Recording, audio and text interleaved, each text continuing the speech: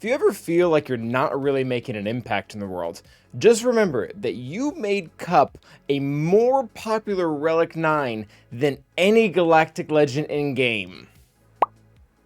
And it's not close.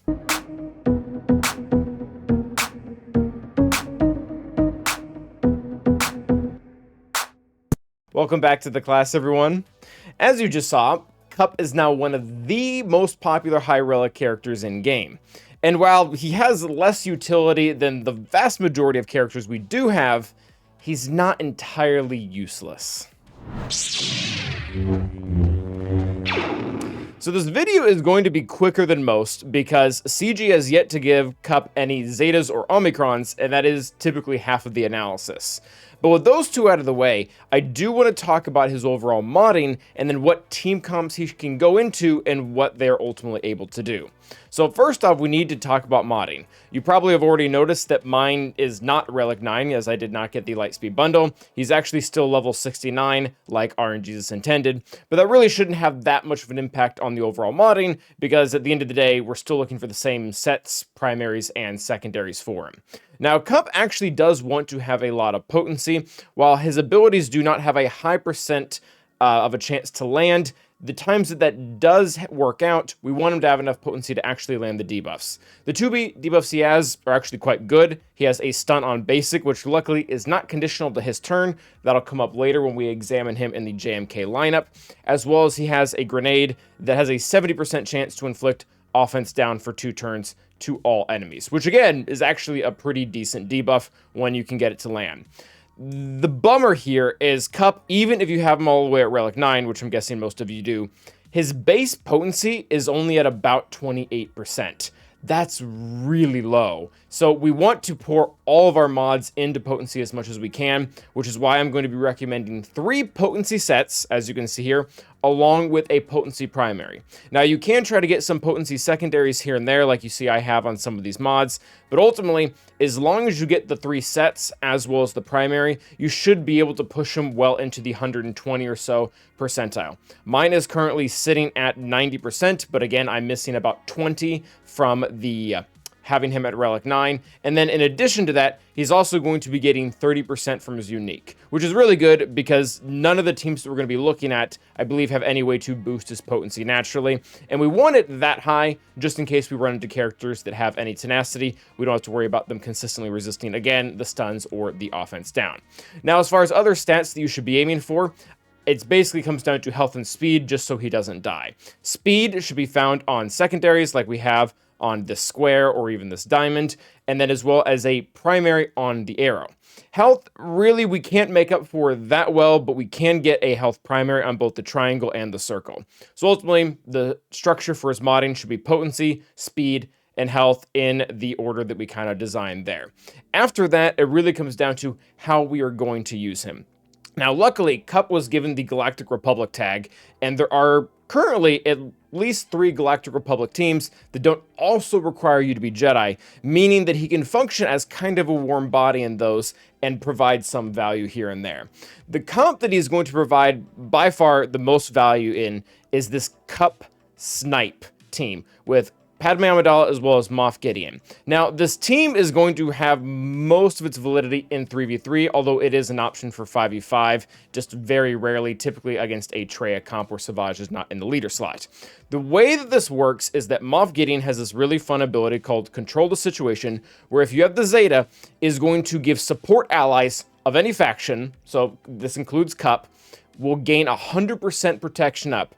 The sweet part of this is Padme's leadership is going to, on Galactic Republic allies, convert protection up into courage, which then does max health damage to the enemy. So if your Cup is Relic 9, or if he's, what is my Gear 8 or something like that, he's going to be able to use max health damage against the enemy and ultimately delete them regardless of what his overall offensive capability is. Now, I want to show you guys what this actually looks like in the current GC. Now, this will be a battle that we won't actually win, but it will give you a really good idea of the fact that Cup can essentially snipe entire characters out, even if he doesn't have the offense to do it.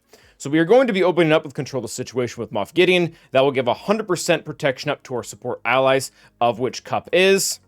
He'll go down. Luckily, B2 did not get a bonus turn there and ruin all of this. You probably won't be using this against General Grievous per se. Now, and again, in an effort to showcase Cup, I'm actually just going to go ahead and stack his protection up like this. Do the same thing with Grandmaster Yoda. And now you'll see my level 69 Cup here has 32 stacks of courage, which translate into max damage against Magna Guard here, and delete.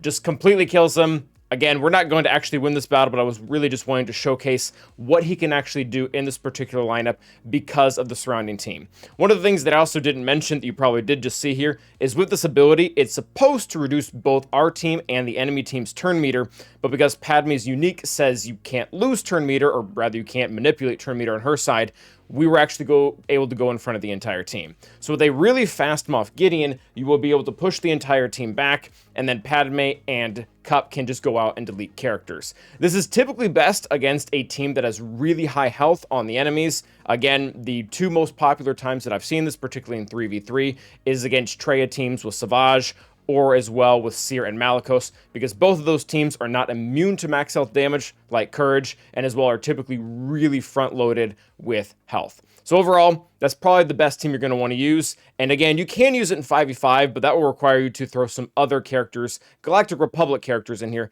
that are support. And one of the whole reasons why Cup becomes kind of valuable in this sense is because when we start to look around at other Galactic Republic characters that are also support, they have a tendency to also be really useful in other places in game. Grandmaster Yoda is commonly used in a Jedi Knight Revan or a Jedi Master Luke team. When we look at Shakti, she's also used with Jedi Master Luke or sometimes with clones. R2-D2 can go with a variety of teams, including Leia and Sortie. So having Cup being specifically designated for this team can give you some potential value for the meme character that you purchased. Now, your other options are just to put him into a blanket Galactic Republic team with Padme if you do not have JMK yet. He really isn't doing anything at all here other than being a vessel for courage to a much lesser extent because Moff Gideon isn't here to take advantage of his support tag. But you still do want warm bodies here that are Galactic Republic, because as you start to fish around in some of the other Galactic Republic's kits, you'll notice that they'll have clauses like, if all allies are Galactic Republic, General Kenobi taunts for 1 turn. So by sticking another character in there, especially if you're trying to use a Datacron and you need a character in Relics to be able to do it, Cup can be a fantastic choice to fit in there just to get the team's synergy going. Another option is with Jedi Master Kenobi. I don't love this one because I think ultimately Padme would be a better fit here. The only other real reason to use Cup is if maybe you're going up against a team that doesn't have any assists, which is kind of what the main reason Padme is doing here with her unique, or if you're wanting to use Padme on a completely separate squad, say with Moff Gideon and Shakti to do what we just did, and you're wanting a 5th in here. One of the nice things about Cup is that his stats are absolute garbage. And what that's going to do is going to make him consistently the weakest character on the team. And how JMK's kit works is whenever someone assists, the weakest character is always so called in. And because Cup has a stun on basic that isn't conditional on it being his turn, you might just be able to get a few lucky stuns out there. Again, probably not optimal in most situations, but a function that can work. Next up is going to be Queen Amidala.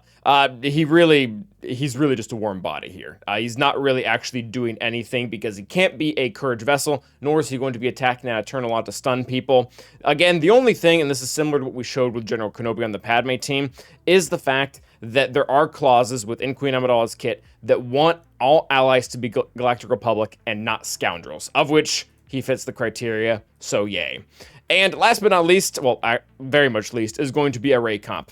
I don't like this comp at all. In fact, the only reason to do this is because you somehow run out of other characters, or light side characters, I should say, that are at relics, which will really never happen because all the ones that are a requirement for Rey probably won't end up on another team, like with Finn Zori, so you can slot him in there.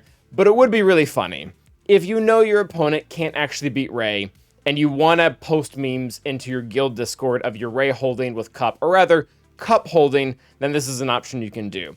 Because Rey really only cares about her allies being light side, Cup gets to work. That's pretty much all he's offering. I guess offense down against Starkiller might be fun, but it probably doesn't actually land. He probably is just stun locked the entire time. So that is going to be our video on Cup. Let me know what you guys think, and until the next time, stay awesome.